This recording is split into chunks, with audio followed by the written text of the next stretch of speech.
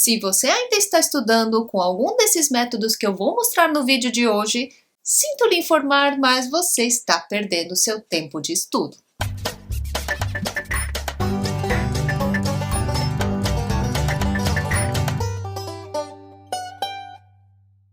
Quando falamos sobre estudar da forma propriamente dita, raramente as pessoas nos ensinam como é estudar de verdade, ou seja, estudar para entender as coisas. Porque se você for pensar, muitas vezes os professores nos ensinam os conteúdos e vamos estudar em casa da forma que conhecemos. Mas será que realmente estamos entendendo esse conteúdo? Ou será que estamos apenas memorizando o conteúdo? Richard Feynman, quando foi convidado na década de 50 para dar aula durante um ano como professor convidado em uma das universidades aqui no Brasil, ele constatou que muitos alunos eram muito bons conteudistas. E o que é isso? Quando o professor perguntava para os alunos sobre o conteúdo que estava no livro didático, eles conseguiam responder tudo na ponta da língua. Só que quando ele pedia para que eles explicassem qual era o fenômeno que ocorria naquele conteúdo que eles falavam de cor e salteado, eles não sabiam explicar até os fenômenos físicos mais simples que um aluno de graduação deveria saber.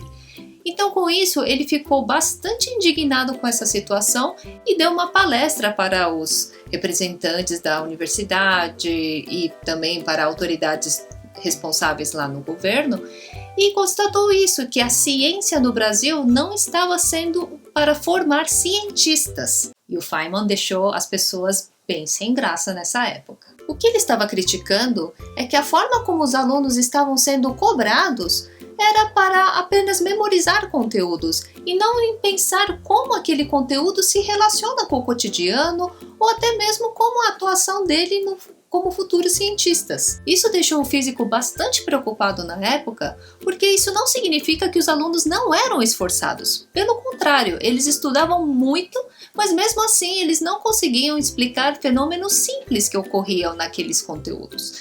Então, o que será que é melhor? Será que é bom ter um bom memorizador que vá bem nas provas só para reproduzir conteúdos? Ou será que temos que formar pessoas mais críticas que saibam entender os conceitos? Mas aí você pode estar pensando: mas isso foi na década de 50, hoje não deve acontecer mais isso. Eu lhe pergunto, será? Eu juntei algumas pesquisas na área de psicologia cognitiva que mostram quais métodos de estudo são os mais eficazes e quais não são eficazes, tá? E aí eu vou mostrar 5 deles para vocês para constatar se você realmente está estudando da forma que compreende o conteúdo ou você está só memorizando o conteúdo. Mas para isso eu vou contar com a minha ajudante que vai mostrar na placa qual é o método de estudo que ela usa para estudar. Vejam só.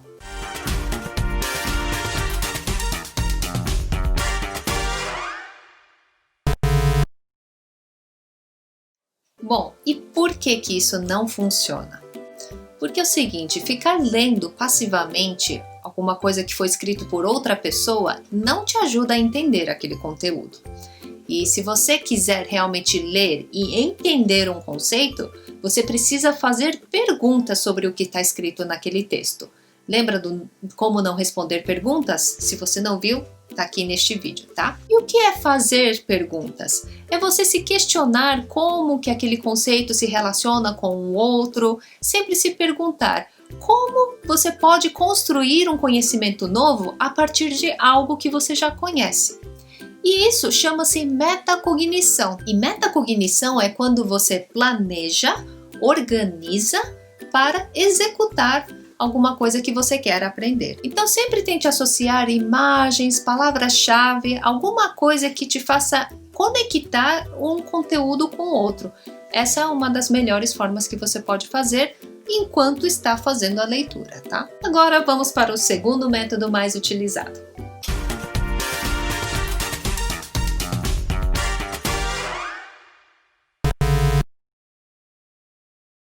E se você é aquelas pessoas obcecadas em ter o caderno lindo, maravilhoso, com a cópia de toda a lousa que o professor faz, saiba que você está perdendo tempo com isso, tá? E por que você está perdendo tempo? porque é a mesma coisa do método anterior. Você não está colocando o teu conhecimento sobre o assunto naquele texto que você está fazendo no caderno, né? E isso não é eficaz, porque você não vai criar um significado próprio para aquele conceito. Com isso, eu não preciso nem dizer que ler essas anotações de aula não vai ter nenhum resultado no seu estudo por causa do método 1 que eu já expliquei, tá? Mas e se o professor manda copiar a lousa? Bom, aí é uma coisa de negociação sua com o professor, né? Mas normalmente quando o professor pede realmente para copiar o conteúdo, porque ele vai usar como referência, normalmente ele não faz isso ao mesmo tempo que está explicando. Então é uma questão de contrabalancear, né? Hoje a gente tem a opção de fotografar ou mesmo tem opções de mandar um arquivo digital para que os alunos possam baixar e estudar, né? Então eu acho que não vejo necessidade para isso. Eu, pelo menos, quando eu dou aulas, eu sempre peço para que os alunos não copiem nada da lousa, porque eu vou mandar para um Moodle ou para o e-mail deles, alguma forma que eles não precisem copiar, mas que prestem atenção no que eu estou explicando. Então vamos para o próximo método.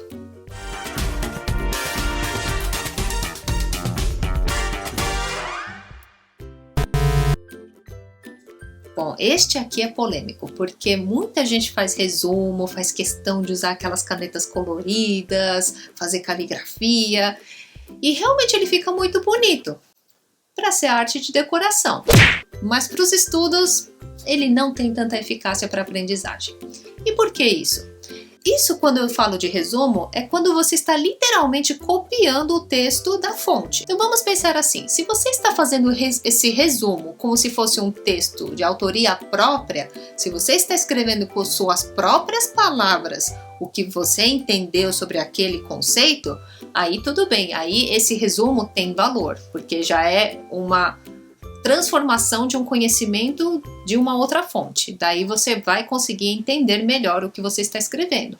Agora, se você está fazendo só uma colcha de retalhos, que é pegar trechos do material fonte e colocar dentro do texto, como se fosse uma forma compactada do texto que você pegou originalmente, isso é a mesma coisa do método 1. É como se você estivesse lendo passivamente um material que foi escrito por outra pessoa. E isso não é eficaz para a aprendizagem. E isso tem uma explicação. Tem um efeito chamado Dunning-Kruger, que foi descoberto na década de 70, mais ou menos. E o que eles dizem é que quando você está na frente do material, então vamos supor, eu estou explicando para alguém alguma coisa, só que eu estou com a minha colinha aqui na frente. Daí você tem um efeito no seu cérebro que faz com que você imagine que você domina aquele conteúdo porque você está na frente do material. Mas a partir do momento que você tira aquela fonte, lembrar de cabeça, ou pelo menos o que você estudou, aí você vai perceber que você não entendeu muita coisa e que não conseguiu também memorizar e entender um conceito com o outro. Por isso, para não cair no efeito do Dunning-Kruger, faça o seu resumo, mas de forma com que você escreva o próprio texto de sua autoria.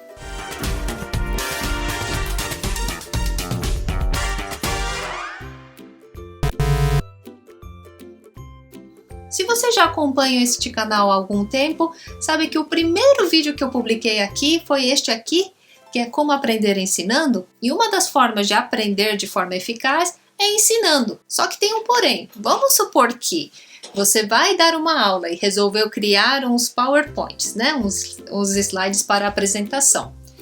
E isso vale tanto para congresso e para apresentação de trabalho, tá? Para seminários.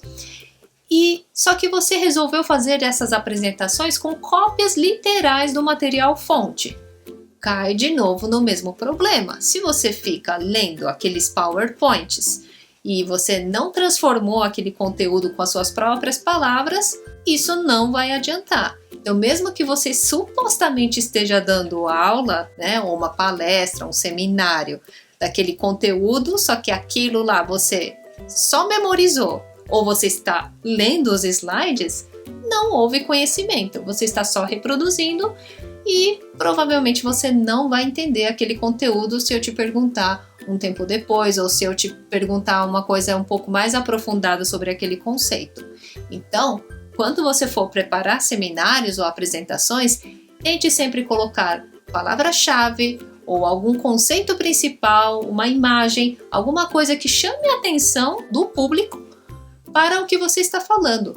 Mas a tua fala tem que ser o conteúdo principal e não a leitura dos slides.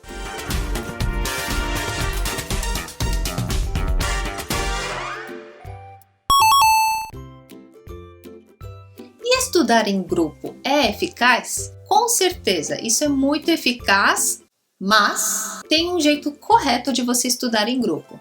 Não adianta nada você estudar em grupo e só estar com as pessoas juntas e vocês não estão compartilhando nenhum conhecimento. A forma certa de estudar em grupo é quando vocês colocam papéis entre vocês. Por exemplo, se você está estudando um conteúdo e seu amigo A está estudando outro, o que vocês podem combinar é que vocês vão trocar o conteúdo e fazer uma avaliação um do outro do que estão estudando. É como se fosse uma chamada oral, por exemplo, ou poderia também fazer alguma coisa para testar se vocês entenderam o mesmo conceito, né? Então a forma de você saber se entendeu ou não é quando você tenta explicar para o seu amigo o que você está estudando e ele entende. E uma das formas muito eficazes de você saber se a pessoa realmente entendeu ou não o conteúdo é se ela consegue explicar de uma forma direta e simples, tá? Não é quando você dá muitas voltas e voltas para explicar um conceito é que a pessoa entendeu. Na verdade, é justamente ao contrário. Só por conta disso você vai perceber se realmente entendeu aquele conceito ou não. E aí o seu amigo também pode te avaliar partindo destes princípios. Só que isso vocês precisam combinar com antecedência o que vai ser avaliado, tá?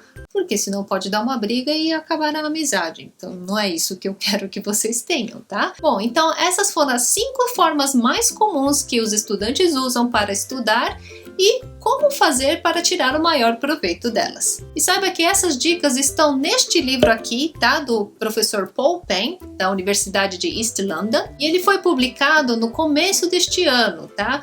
E então o livro fresquinho ainda, vocês podem consultar o link lá no blog e todas as referências de tudo que eu falei hoje também está lá no blog, tá? Eu sei que vocês não acessam muito o blog, então vai lá que tem todo o conteúdo para vocês conferirem todo o estudo científico que foi feito para chegar a essas conclusões. E aí, estão surpresos, chateados, gostaram dessas dicas?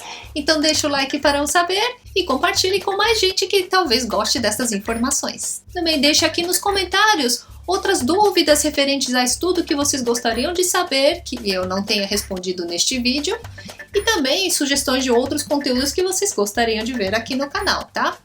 Me siga também nas redes sociais que estão aqui na tela, e vocês podem entrar em contato comigo para me mandar dicas, sugestões e temas de outros assuntos que vocês gostariam de ver aqui no canal. Vejo vocês no próximo vídeo. Até lá!